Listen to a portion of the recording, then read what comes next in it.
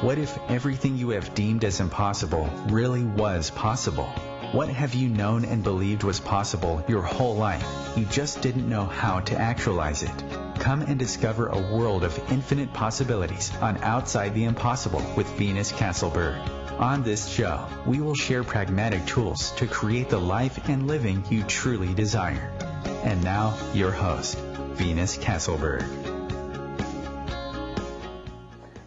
Hello, everyone, and welcome back to this episode. Hi. Hi. Perfect timing. Humanoids and technical things. Yes, totally. Well, welcome. Adriana, would you say your last name? Adriana Popescu. Okay, because I was like, I'm introducing somebody I've never talked to, so thank you for saying your name. It's awesome. Yeah, that's okay. People always mess it up. Well, so happy to have you here. I'd love to just introduce you. I want to just say a little bit about you. You're a licensed clinical psychologist, addiction specialist, and empowerment coach for over 25 years of experience in the mental health field. You're also a certified hypnotherapist, an access consciousness certified facilitator, a neuro-emotional technique practitioner, and having discovered energy psychology, have provide incredible, powerful tools to identify and eliminate deep-rooted causes of suffering and distress. You love to empower people and overcome their perceived limitations, relieve their self-judgments, and discover the brilliance within, creating a life of infinite possibilities. Well, that sounds pretty amazing to me. Where do I sign up? Right? Well, welcome. It's so great to have you here. I know that you're an Access Conscious Certified Facilitator. That's how we connected, and I actually have a hypnotherapy background as well. So, it's just in 20 years of, we're all seekers in some fashion, and like, what's the next thing? So how did you discover Access Consciousness? So, I actually myself, yes, being a seeker for many, many years, and had already discovered what initially got me on this track was being very sick. I became mysteriously, very debilitatingly sick with something called Lyme disease. And it turned out to be Lyme disease. They didn't know it for 13 years. And so that put me on the path to looking at alternative treatments because Western medicine didn't have a whole lot to offer me. So when I got to energy psychology, which is things like tapping, neuro-emotional technique, a tool called Be Set Free Fast, I would get a lot of progress with my Lyme disease as I started addressing like all the underlying issues, like the emotional stuff, the traumas I'd experienced in earlier in my life, traumas I realized I had from other lifetimes, right? So in that process, I eventually found my way to Access. And that was probably about 8 or 9 years ago. I heard Dane or somebody speaking on one of these teleconferences, and then I was like, I like what he's saying. And I was listening to people getting facilitated, and I thought, that's cool.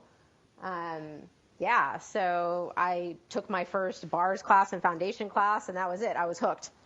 Right. Yeah. Pretty usually how it happens. It's like, sign me up. What's the next thing? That's awesome. Totally. Mm-hmm. Yep. So I named this show Outside the Impossible, specifically because I believe anything is possible. And I know I'm putting you on the spot here because we didn't talk beforehand. I love if you have something, if you could share one thing that you changed that you thought would be impossible to change by using the Access tools. Well, I would say my health stuff. They tell you with something like Lyme disease that you're never really cured from it, that you'll always have it, a predisposition for it. And even if your symptoms go into remission, you're likely to have recurrences of it. And I came to find out that was actually not true. So I would say my physical health, which obviously, of course, is connected to my mental health and emotional health, but my physical health getting to where I am today, where I don't have any kind of symptoms of Lyme disease anymore. I think the Access having contributed the final pieces of the puzzle, because I had come maybe 75%, 80% better with energy psychology tools, but then when I found Access and a couple of the missing pieces I hadn't addressed before, that got me 100% symptom free. So I never thought that was going to be possible. Yeah. Yeah, that's amazing. Great. So, well, I love our title, and I know I shortened it a little just for, being able to fit it in the graphic, but we originally came up with the title, Freeing Yourself from the Prison of Perfectionism. And, in this reality, we're taught to get it right, to be perfect, to fit in. What are some of the ways that you talk to people to help them change that mindset? Right. Well, first people have to realize they have the mindset. So you have to first become aware. And that might be, going backwards to find that belief. We call it I work with addictions work, and we call it core limiting beliefs. Usually that's what's underlying somebody's tendency towards perfectionism. It's the idea usually of I'm not enough, or I'm never enough, or it's not enough, right? Whatever it is they're addressing the issue. And so if you look at that as being the core limiting belief, you'll see that getting played out in people's day-to-day lives, like there's this sense of dissatisfaction, there's a sense of low self-esteem, maybe depression or a whole lot of anxiety is oftentimes also what you see. And people will procrastinate. Perfectionists oftentimes will actually procrastinate and not get something done because they're trying to get it perfect. Or they won't even try. It's that thing of I don't even want to try because I don't want to fail. I'm too afraid of failing, whatever that means to the person. So sometimes it's, someone's coming to me because I have so much anxiety. I have all this depression. I just don't feel good about myself. And then we have to sort of go backwards and discover, well, what is it that is at the root of that? What are the thoughts that are making you feel that way? And is any of that, and then you have to challenge it. Is any of that even true?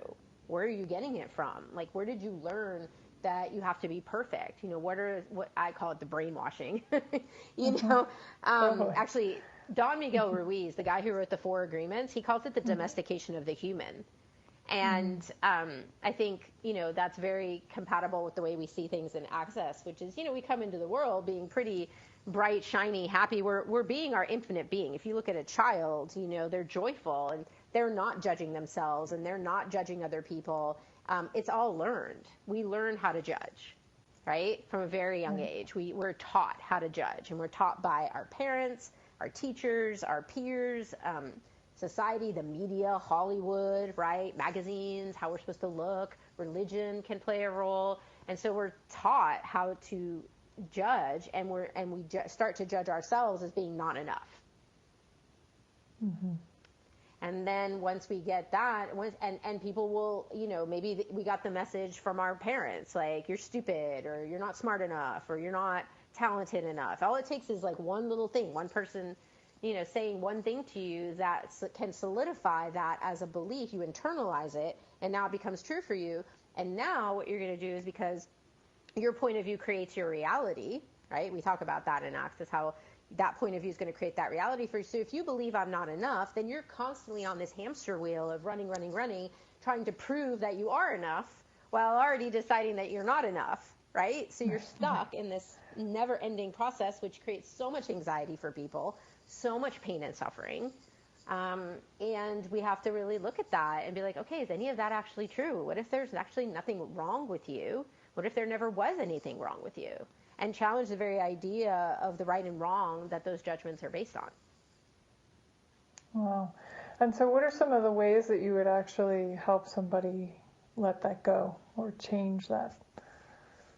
Well, in Access Consciousness, and I have other modalities that I work with as well. I mean, we would want to change the energy around the belief, right? So if the belief is I am not enough, or I'm never enough, then we might want to do, like, standard cognitive behavioral therapy would say, well, what evidence do you have that supports that? What evidence do you have that does not support that idea? Most of the time when you put people through that inquiry, they're going to find they have way more evidence that they are, in fact, that this statement, the point of view, is not true, right? That's one way you could go about it. Another way you could go about it is to use the Access Consciousness Clearing Statement, right? And there's a whole website devoted to that called theclearingstatement.com.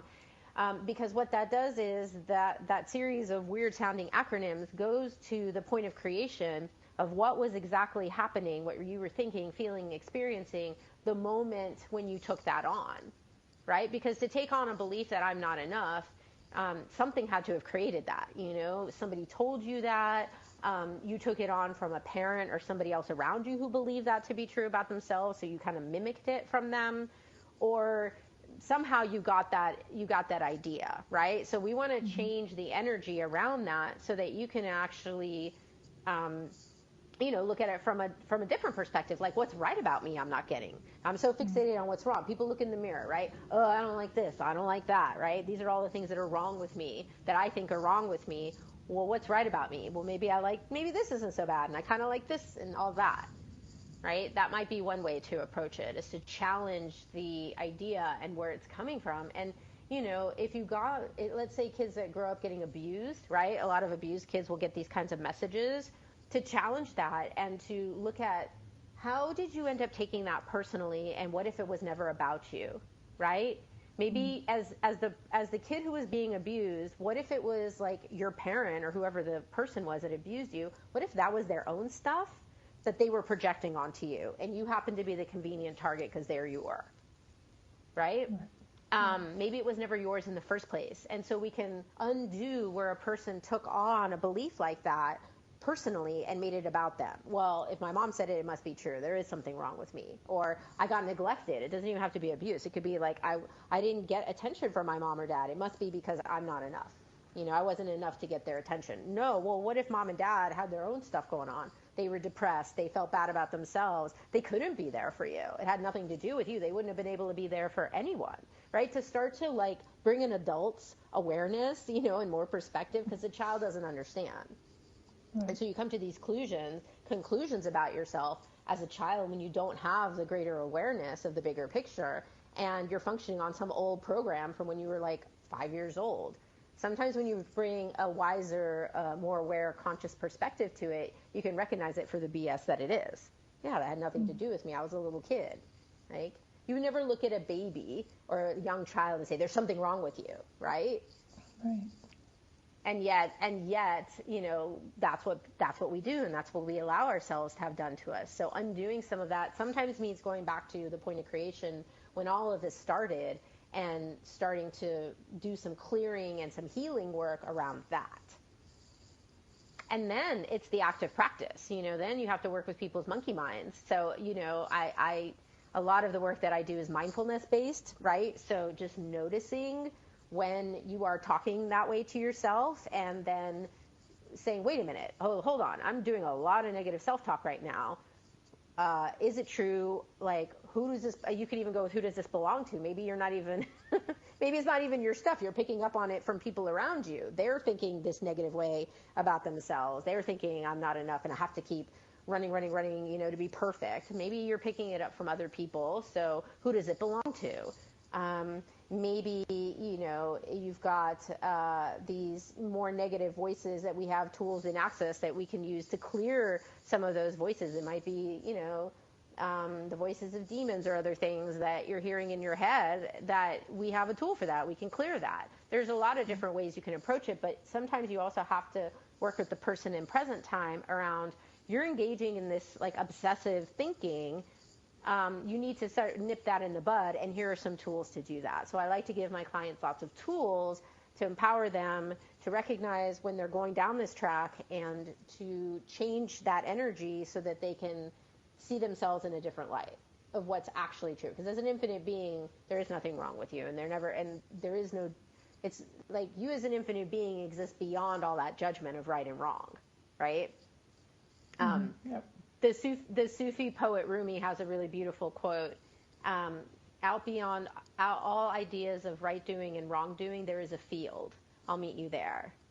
And to me, I think the work that we do in Access, and the work that I do just in general with my clients, is all about moving past all those judgments to get to that space of infinite being, where there is no judgment, and there is no right and wrong, and there is no such thing as not enough. Because would an infinite being ever not be enough, right? helping people to access that and function from that space more often and more of the time. That's really the bigger picture of what I'm doing. That's really amazing. And then would you say a little bit more about like not judging? Because we're taught to just judge is like the normal, like you judge something is right or wrong. That's how you determine what you do in life or how you're supposed to function. Right. So if we don't have that, yeah, go ahead.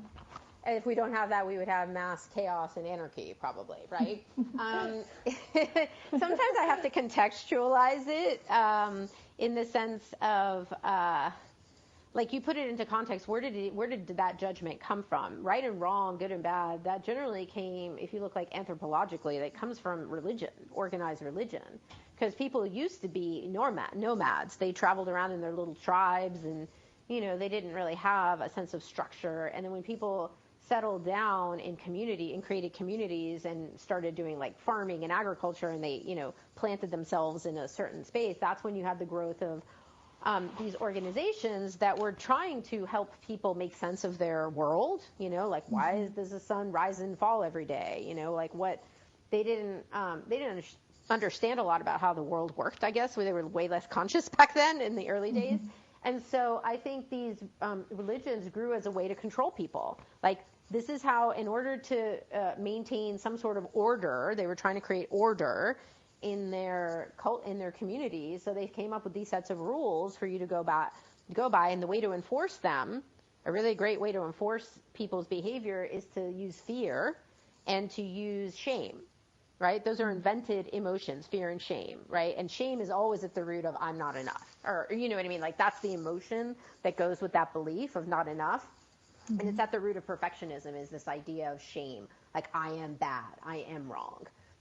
There's something fundamentally defective about me. Like all those kinds of energies are what underlie it. And if you look at, how organized religions, their dogma, a lot of it centers around that. You've got Catholicism, and I can speak to this because I went to Catholic school for 12 years. Catholicism tells you you're born in original sin. You are born wrong and defective. And the only way you can redeem yourself is by following these guidelines that we've given you, right? And then maybe, someday when you face that judging God, then if you've done, what we told you, then you have a better chance of being rewarded and going to heaven. Otherwise, you will burn in eternity in hell. And they make it sound pretty bad. So they scare you. They scare you into complying, right? And that's the origin of all of that. You see it in government, you see it in military, you see it in all kinds of organizations where they use these fear and shame tactics to get people to comply with whatever they've decided they want so they can control people. And, you can see there's often a money aspect to that. And, anyways, that's my interesting point of view about all of that. But sometimes that's where you have to go. You have to educate people around this is how this stuff started. And the other comparison is nature. You don't see... Cool. We're going to have to finish that on the other side of this break. Or take a quick break. Okay. We'll be right back, folks.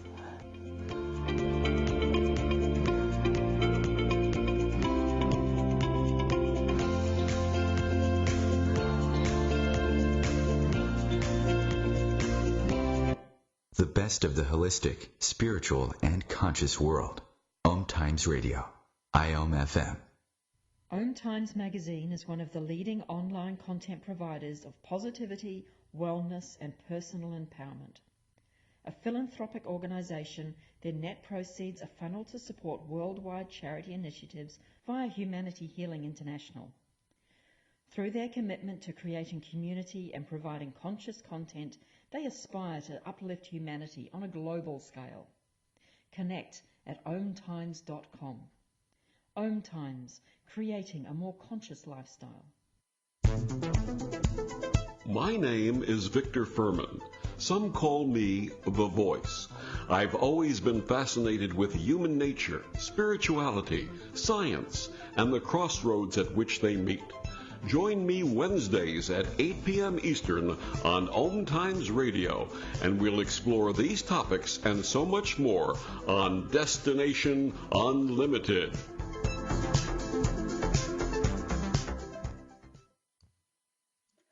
Is it time to create a different and greater world? Through research, we can explore paths to new and exciting possibilities. The Hope Foundation for Possibilities and Change is a research-based, not-for-profit organization dedicated to exploring, discovering, and creating a different future for all. Your donations make this happen. You can contribute at foundationforpossibilities.com.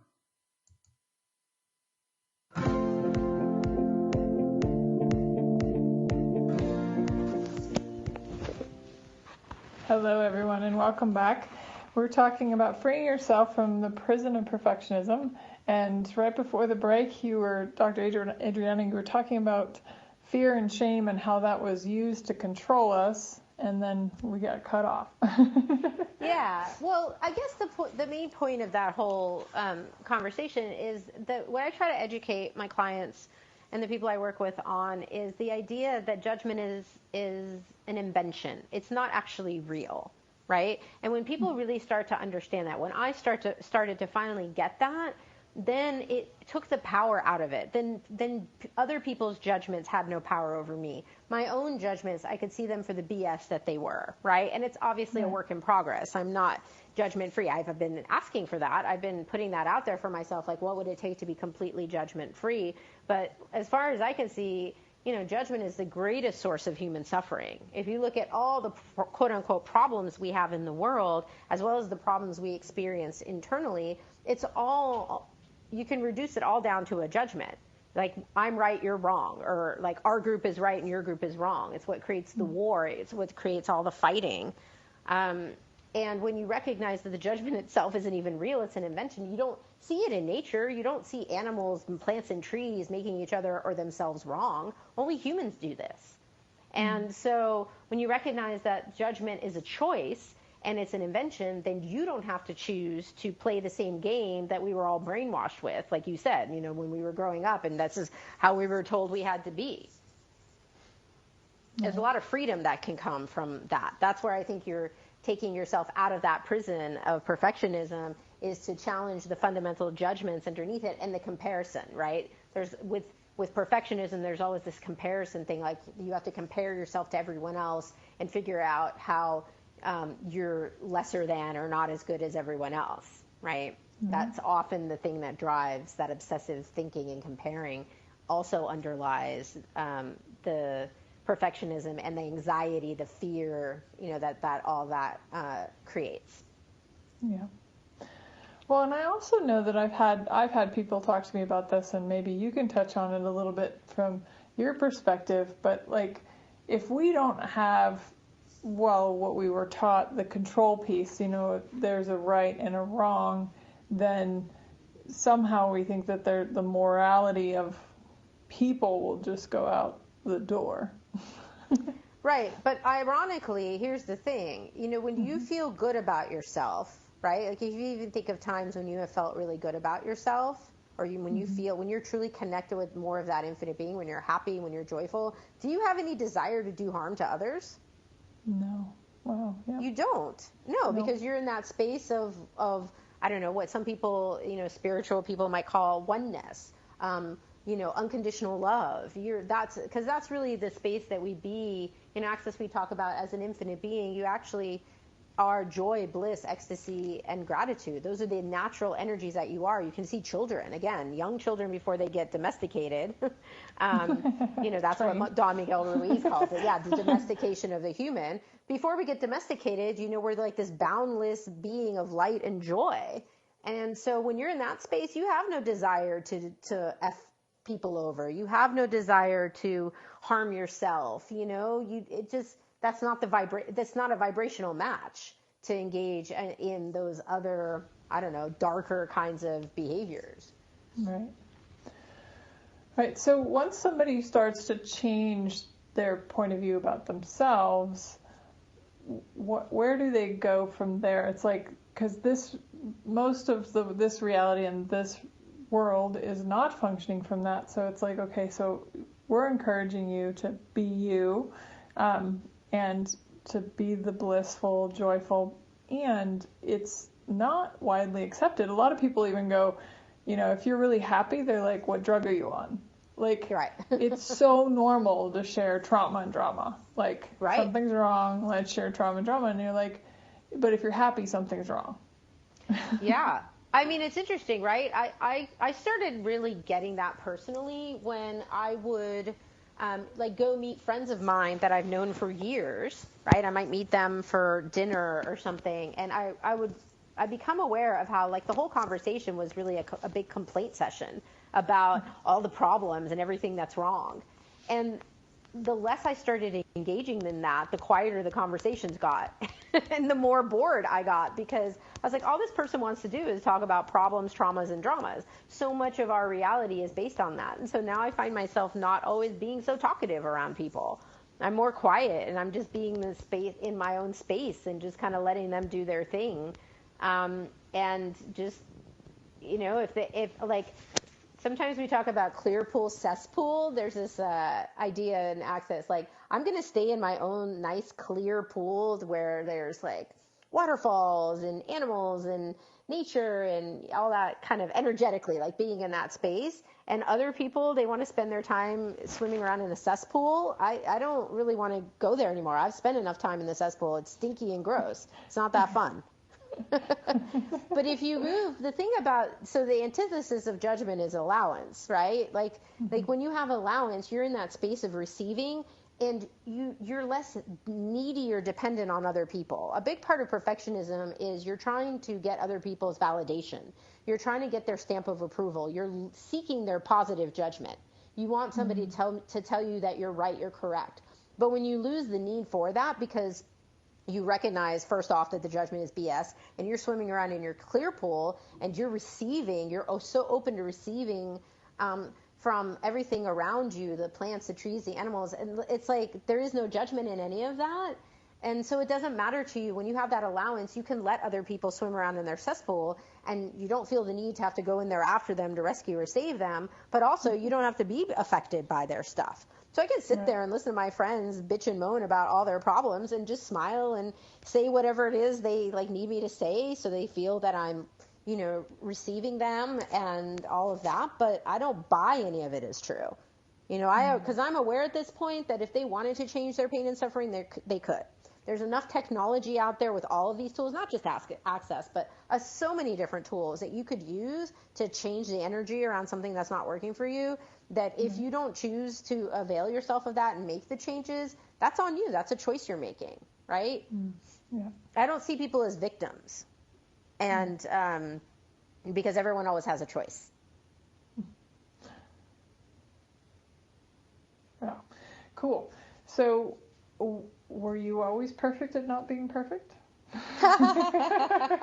No, I'm a recovering perfectionist. I'm a recovering perfectionist and a recovering head tripper. So no, it's really is a daily practice. You know, like now I understand like why people practice meditation. It's not something I actively do so much anymore, but I get it. The whole thing behind it is to just become more aware, just to really become aware of your thoughts, your feelings, the physical sensations in your body, just to always be aware of what's happening, and to then be in question around what is this, and not just be on autopilot and assume that because, I'm thinking, because I'm aware of anxious thoughts, because I'm aware of judgment, or I'm aware of anxiety, I'm aware of some other emotion, to assume that it's one, mine, two, that it's true, and three, to run amok with it, right? Because the minute you assume, and that's what we usually do on autopilot, you think, oh, okay, you know, I'm perceiving the energy of anxiety. There's this sort of fear energy there. I wonder what, and then your mind, you know, will go to, I wonder what I'm anxious about. Oh, it must be this thing. And then you'll invent a whole story about this thing that you're anxious about. And guess what? Now you're actually anxious. You'll feel it in your body. You'll be fully hooked in. When if you'd have just asked in the first place, the second you noticed, oh, something's wonky here. What is that? Oh, it's the energy of anxiety. Okay. Is that mine? Who does this belong to? Is this mine? Is this someone else's? What can I do with this? Is this relevant? Do I need to do something with this?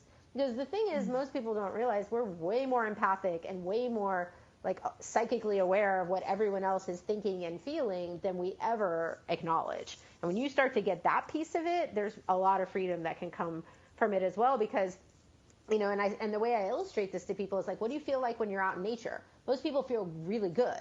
You know, they feel calm, they feel at peace. The minute you get around people again, that's when anxiety, anger, agitation, like mind running like a hamster on a wheel, all that stuff kicks in when you're around humans. Why? Because you're picking up on all their stuff. Right.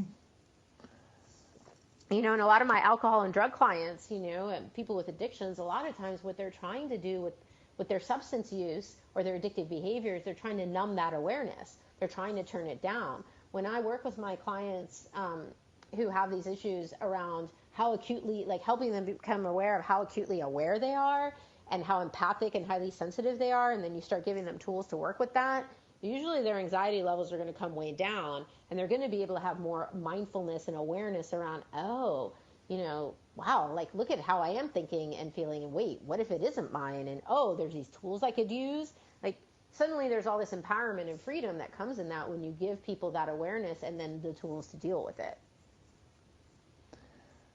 Right. And so what are some, I know we have Puck and Pod, but like what are some like basic tools if somebody was just listening today and was going, okay, great, you know, I get that I need to stop judging myself, and how do I even start? What would you recommend? I would recommend first the becoming more mindful. What's it gonna, like what would help someone become more aware of when they are having those kinds of judgments? So maybe it is meditation. Maybe you start someone with like 5 minutes of meditation where you just observe, because you have to have that ability to observe your own process, right? Oh, I'm feeling this thing in my body. Oh, my mind is thinking this. Ooh, I'm feeling some emotion of some sort, right? Like you have to at least have that to start. So anything that helps people get more mindful, and that might be like just journaling could be one way, like writing about what you're thinking about something. It could be like literally sitting there and doing mindfulness meditation where you're like that observer noticing. And then we have tools in Access, you know, we might start with tools like the question, because a question is going to empower you. A question is going to give you awareness. So what is this? You might start there. What is this? What do I do with it? Can I change it? And then if so, how do I change it? We might go down that line of questions. You might go down a different line of questions like, who does this belong to? Is this even my stuff? Interesting point of view is another one I like a lot. Interesting point of view is going to help you get to that space of allowance, because what it does is it gives you a bit of distance from the thing.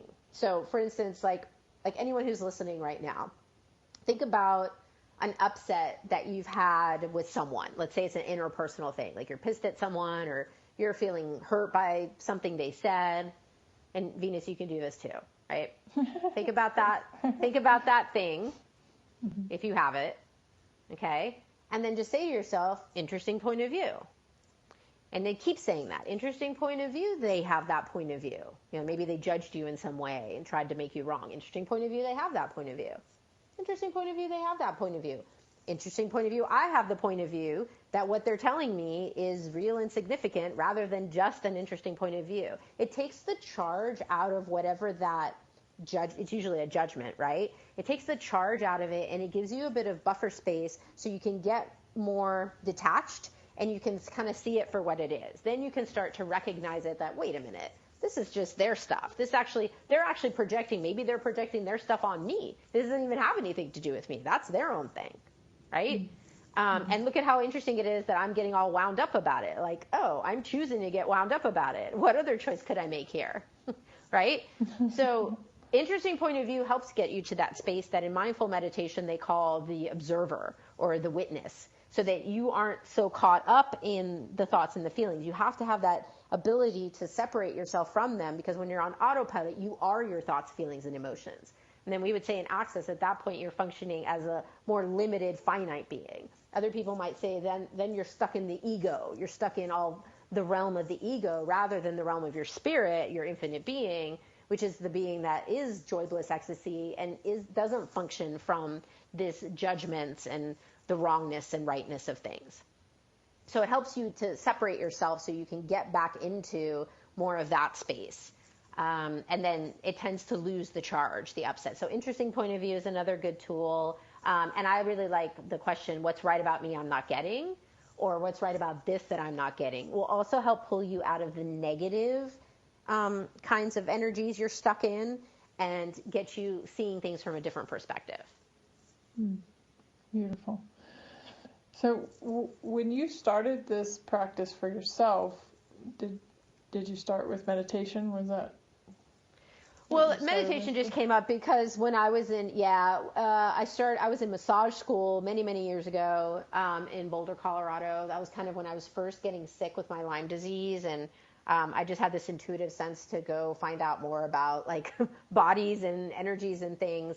So we would do meditation there, and then when I went to grad school after that, we had meditation at the beginning of like every class. So yeah, I mean, I got exposed to a lot of it, and that helped. And studying Eastern philosophies and spiritual traditions.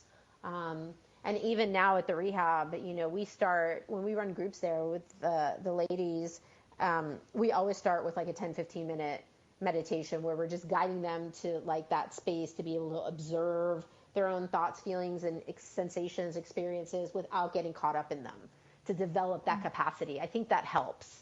It helps a lot, because how can you change something when you're not even aware of what it is that's happening? And you're not in question about it, right? You're just unconscious. That's when you don't really have. Oh, cool. Well, welcome back, everyone. Usually we hear the commercials. But that was a short break. That was a short break. We're back on. Sweet. Well, so right before the break, you were talking about meditation as a practice. I'm wondering if you'd be willing to maybe walk us through a short meditation to have people get a taste of what that might be like. Yeah, sure. So let's start. Kind of get comfy in your chair, your bed, wherever you are. If you're driving, I would not be closing your eyes. So this might not be an exercise you want to do when you're operating heavy machinery or operating a vehicle. But yeah, take a moment to just kind of close your eyes if you feel comfortable doing that. And start with a couple of nice deep breaths. As you breathe in, imagine the air going all the way down to the tips of your toes. And start by bringing your attention to your body. Just notice what's happening with your body right now. And you're just noticing, you're not trying to change anything in any way. Okay, you're just observing. Notice the sensations you have in your body right now. Notice if there's any pain or discomfort anywhere. Maybe there's spaces that, you know, you're holding the muscles, they feel tense or tight. Maybe there's achiness or pain somewhere. Notice if you even feel connected with your body. Are you even in your body right now? Some of us live our lives kind of checked out.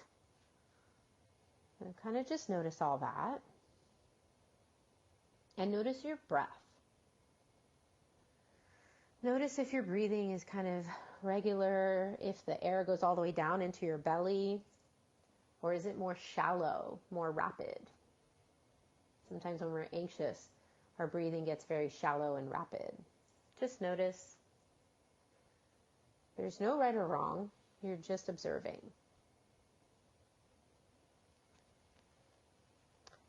And then check into your mind. Notice what your mind is doing right now. What kinds of thoughts are you having? Is your mind going 1,000,000 miles an hour? Is it running like a hamster on a wheel, or are things more calm and quiet in your mind? Just notice.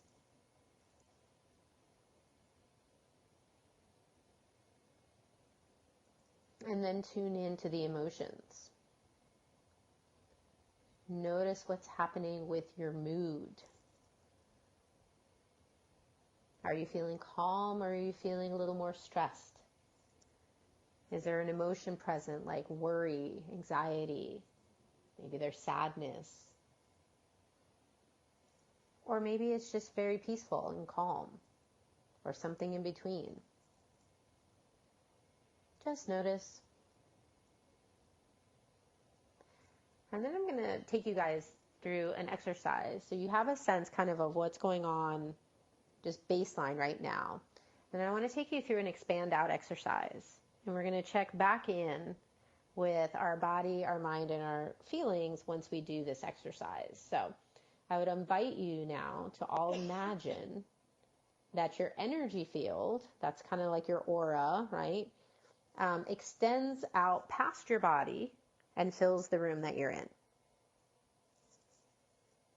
And it's not really an effortful thing. You just intend, if you will, the energy to get bigger.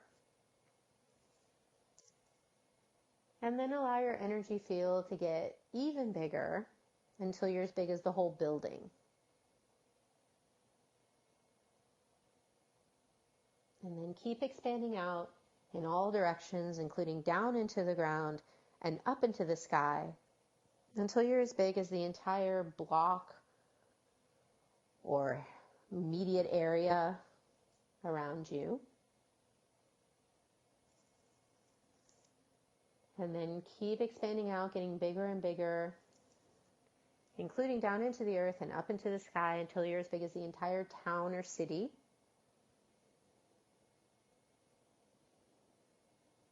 And then the entire state or province.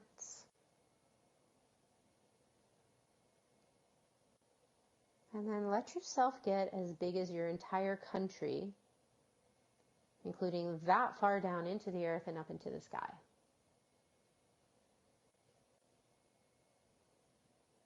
From there, you're going to keep expanding out in all directions, including way down deep into the earth. Expanding all the way out into the infinite reaches of the universe. And this is the space of you as an infinite being. Okay? You as a being who goes beyond the ego, beyond the identity, beyond the thoughts, feelings, and emotions associated with this particular lifetime and this place and space. It's the you that transcends all that. You as a being, you as a spirit, a soul, whatever you want to call it. It's the greater you. So from this space, notice the body. What happens to the different sensations in the body? Notice the mind. What happens to thoughts in this space? And notice the emotions. Does any of it seem different when you're in this expanded space of being? In this space, what happens to the problems and the stressors of your day-to-day life? What happens to all those judgments that you may have of yourself, of others?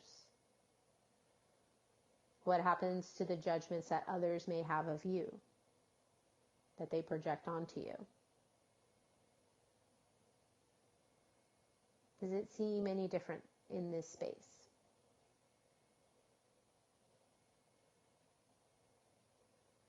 And then I usually give people some time to kind of explore that space. But in the interest of our time today, see if you can maintain the space while you also start to bring your attention back to present time, the room you're in, feeling the chair, bed, whatever, the floor beneath you. Taking one last deep breath in from the top of your head all the way down to the tips of your toes.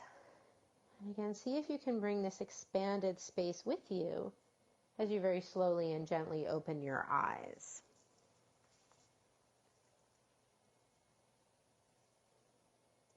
Okay. So, Venus, what did you notice with that exercise? Yeah, there's a lot more space, definitely. Interesting too, like points of view dissolving. Like, yeah, there really wasn't anything for it to latch onto. Yeah, and that's what. Yeah, go ahead. Yeah, most people. No, I was going to say that's what most people experience. Yeah, keep going. Yeah, it was just like, I guess one of the things that I know about judgment, and I talk and work with clients with it too, is like it builds on it. So once you buy one judgment, then another one hooks onto that, and another, like it's like this endless cycle. When instead, if you just were to stop it in whatever way that you can stop it, see a stop sign, do meditation, like find a way to stop.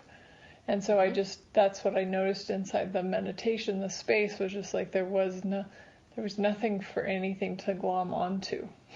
Exactly. And when people start to have that experience, that's why I like doing that expand out exercise. And I tend to do it in that kind of slower, more meditative way, because I want people to get that sense of what that is. Because most people don't ever really access that, They're so stuck on the hamster wheel and so constantly in that never-ending mind chatter that it's difficult for them to access that space of being. But I think this is why meditators are practicing. They're lifelong practicing accessing that and becoming that more and more. Like what's happened for me is I am more of that space more of the time than I ever used to be. And so I don't get emotional about stuff as easily. I don't get all wound up in my thoughts because I can expand out and remember, oh, okay, this is who I am. The other stuff is all an invention. The other stuff, none of it is real, because when you're in that space, you recognize it. Oh, none of it matters. A lot of people will say, oh yeah, my problems, they just seem like a tiny little speck of sand, in like a vast, desert, and none of it really matters. Like that's what usually people get to. They're like, none of it matters. And so when people get that awareness and they can start to function more and more from that, that's why I think it's a practice. We have to keep reminding ourselves, oh yeah, this is who I truly be.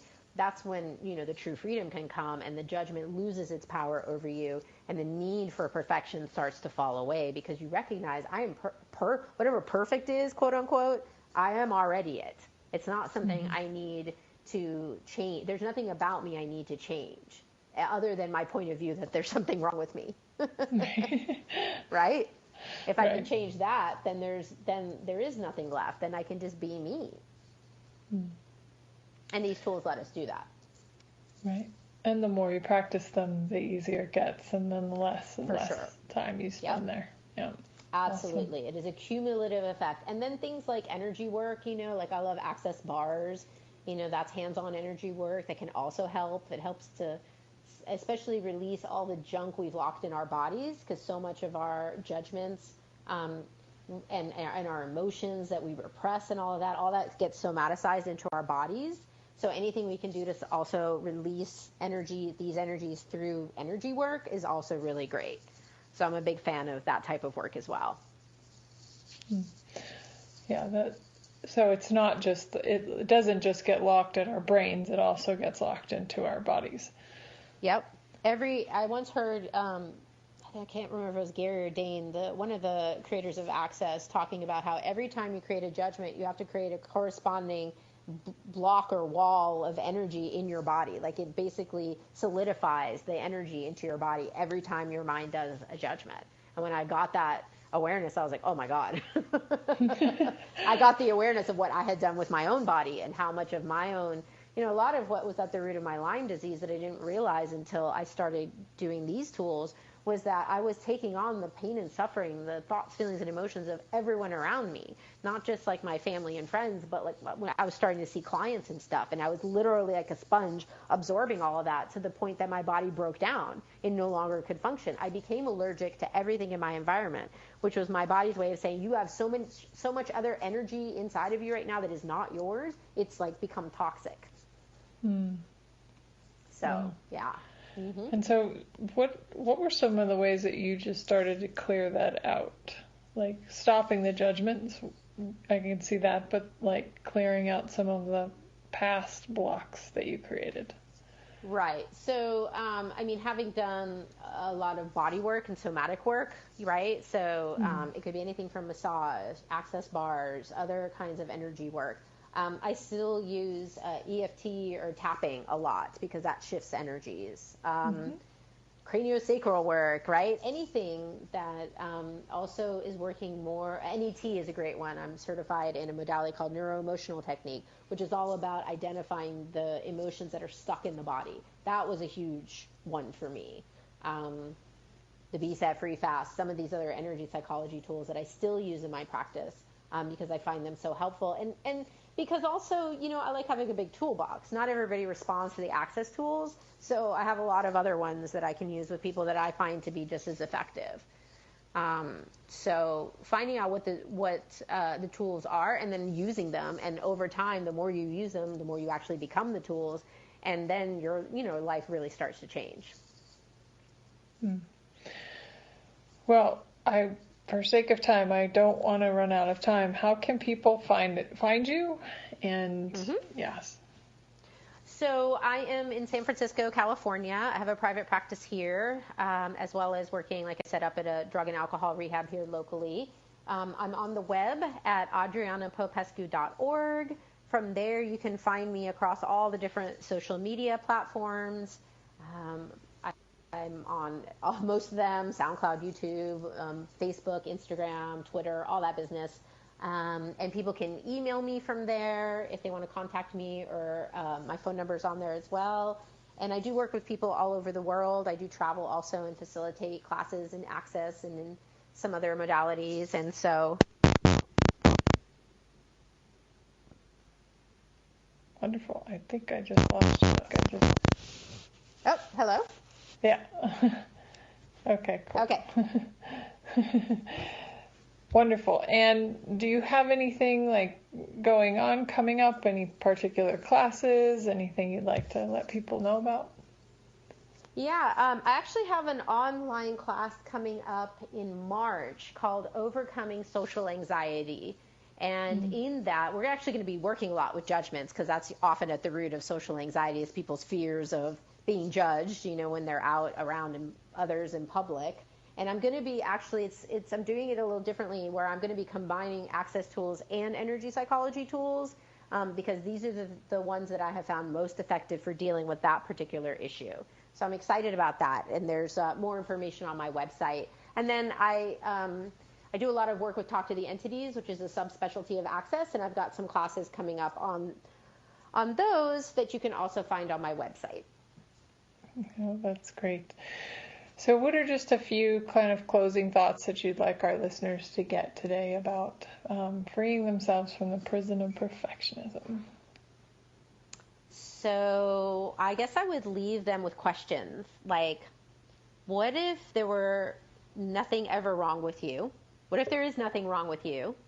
And what if there was never anything wrong with you? What's right about you you're not getting?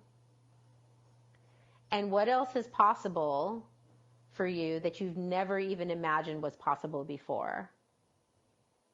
And what would it take to access more of that? That's really beautiful.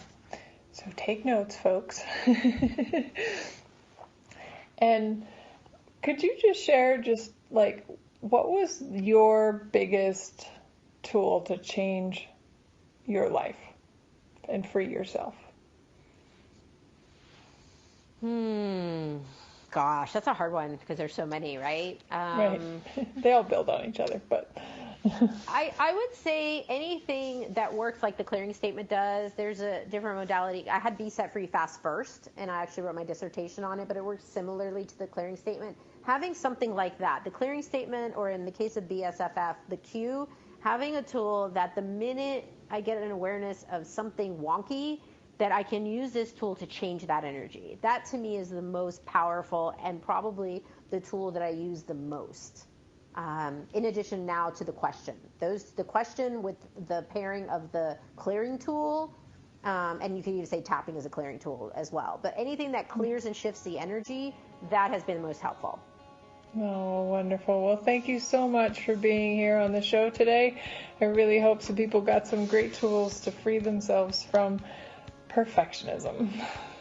Thank you. Happy to be here. Thank you. Have a great day.